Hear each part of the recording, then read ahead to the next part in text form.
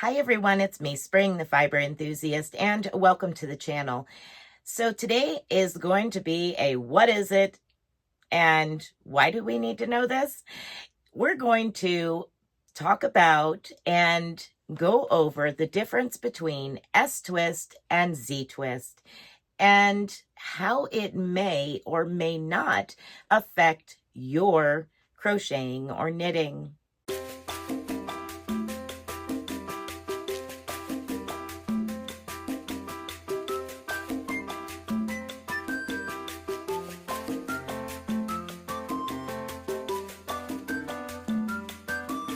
Today, we're going to go over how do they get that? What am I looking for? And is it really going to matter to me? So let's move over to the work table. I will show you some spinning demonstrations as to how they get there, what it looks like, the difference between the two, and a small swatch of each knitted and crocheted. To start with, I want to go over some manufactured yarn and talk about the plies and a little bit about the S-twist. But I also want to show you the difference between roving and what they call roving yarn.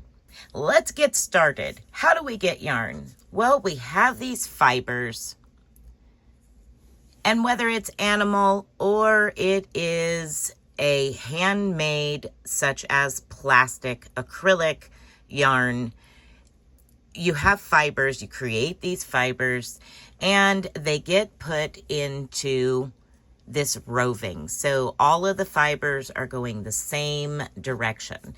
This is roving.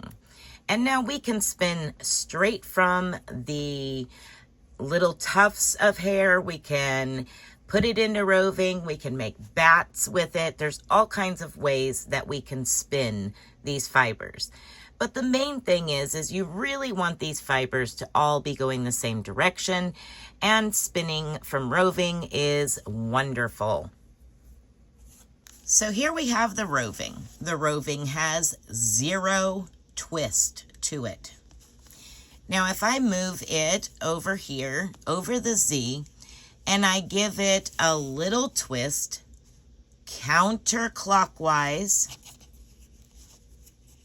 just going to twist it counterclockwise, we now have what's called a Z twist. Now this would be considered a single ply yarn out of that roving. Now we'll pull over what they call roving yarn and look at it again. So here we are. You can look at the white fibers and see that they are in line with the center of the Z. That will give you the explanation as to Z twist. It is the center of that Z that we're looking at. The fibers are going that direction. They match up with the Z. Another one, this is called a bulky weight 5. It is a 2-ply. Now we're going to put it over this Z, and does it match up?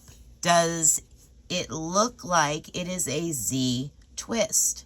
If you're looking at that diagonal twist, it is not going the same direction as the center of the Z. But if we move it over to the S and get it to sit right over the S, you will notice that the twist is actually going the same direction as the center of the S. Now, under deconstruction of this yarn, you will notice that there is only 2 plies to this yarn. So that is the same as taking 2 singles and plying them together. And I'll show you how we accomplish that soon. Now let's take a standard yarn. This is just a standard acrylic. We're going to place it over the top of that Z. And for this one, I am going to zoom in a little bit further so you can look at it better. So if you notice, the twist is not going the same direction as the center of the Z. That is because it is an S-twist yarn. Most manufacturing companies do make S-twist yarn. Very few Z-twist out there.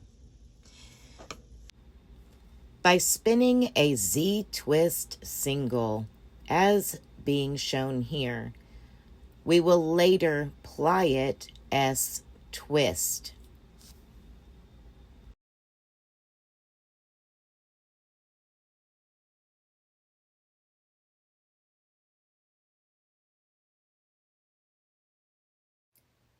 We are going to spin Z twist single to ply S twist, final outcome 2-ply yarn. For this single, we are creating an S twist for a Z twist final.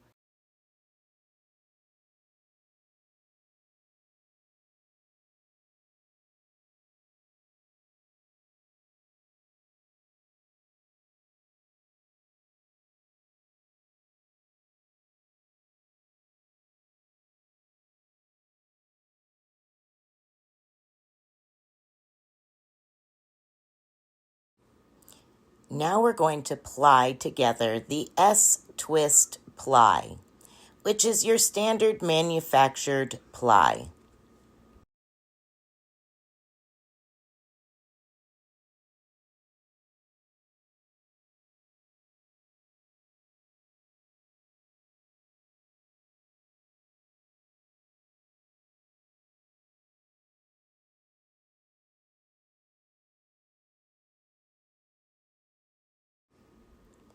For this yarn, we're going to create the Z twist ply.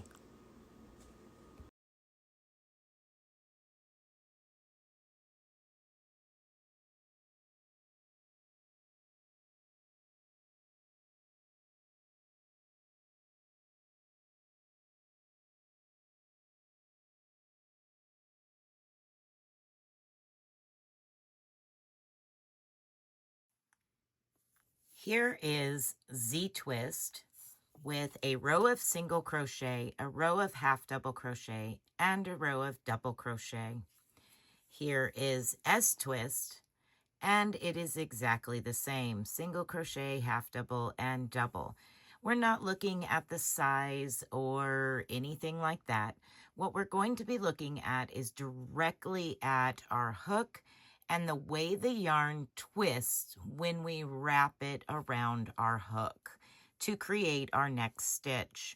So actually we're going to start with the S twist first because that is the most popular twist of yarn.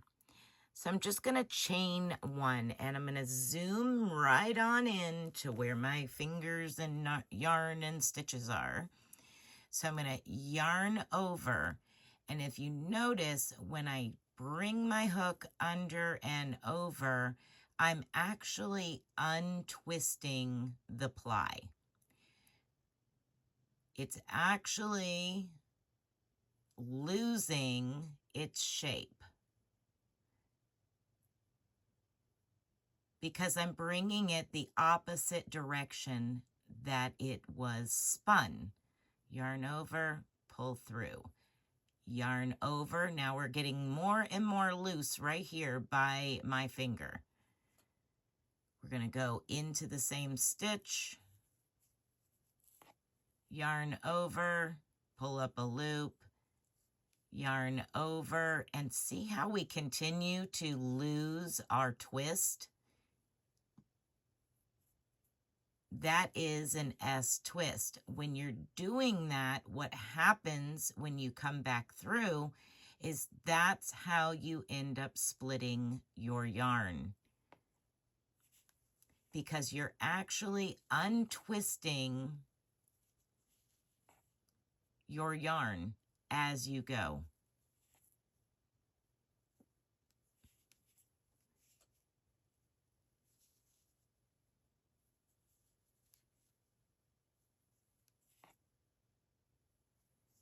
Okay, so you've seen how that works. Now we're going to move over to the Z twist. And I'm just going to do the same thing here. I'm going to yarn over, and you'll notice I'm actually going with the twist. I'm turning the yarn the same direction as the twist. I'm going to pull through.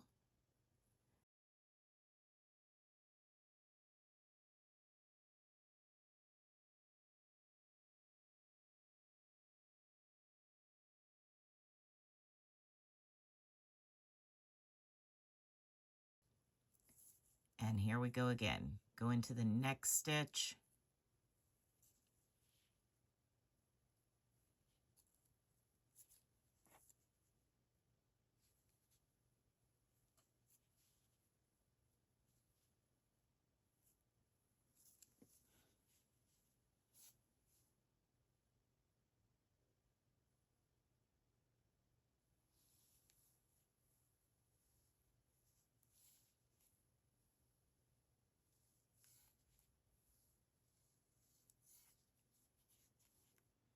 All right, so now you've seen it being crocheted. I'm going to switch gears and cast on to knitting needles and knit both to show you how they look. All right, so here is our knitted swatches. We have the S twist and the Z twist. I will knit the row for you.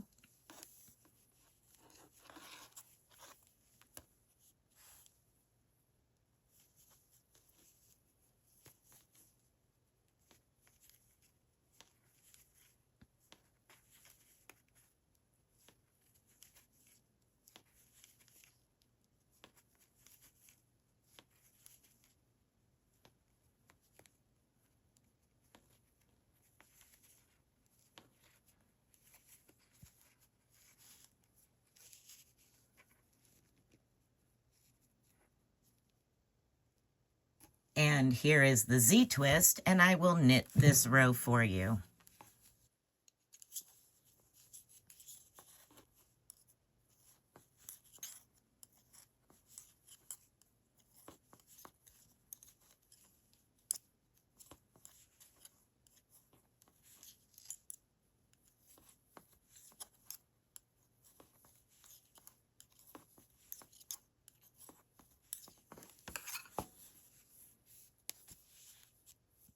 So as you see, they are very, very similar.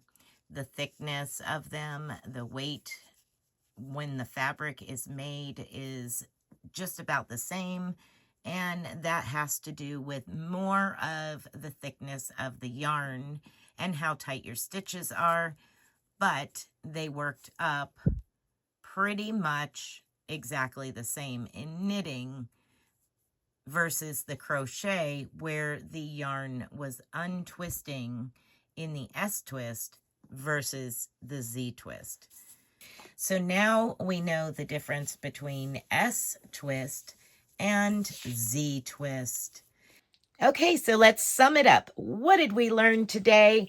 We learned that the Z twist, when crocheting, does not untwist your plies, and the S twist will untwist the plies when you're crocheting, causing them to separate and create a looser yarn, which causes that it's cause and effect. It causes your hook to grab parts or one ply or two plies of the multiples of plies and split your yarn. I hope that this video has helped you, and please let me know if this might fix your yarn splitting issue. One of the ways that you can compensate for the yarn splitting is to have a looser stitch, not real tight. When you have a really tight stitch, you're having to try to find your stitch, and or you're using a very sharp crochet hook. which is going to go between those stitches a lot easier than the more rounded crochet hook. So there's some extra little tidbits there that might help you keep from splitting your yarn. It is all in the way that it is plied and in the way that we work with it. Now, some of the yarns, if you pull from the center of the cake, it will also cause it to untwist. So that's something you might want to look at when you are working with your yarn. When you get a cake or a skein or a donut, whatever have you, pull a little bit out and see, is it twisting it tighter or is it twisting it more loose? And that will also aid in knowing which side of the yarn you should pull from, whether the inside or the outside. So keep that in mind as well. And I look forward to seeing each and every one of you in the comments and in the next video. Be blessed, be a blessing, and until next time, bye for now.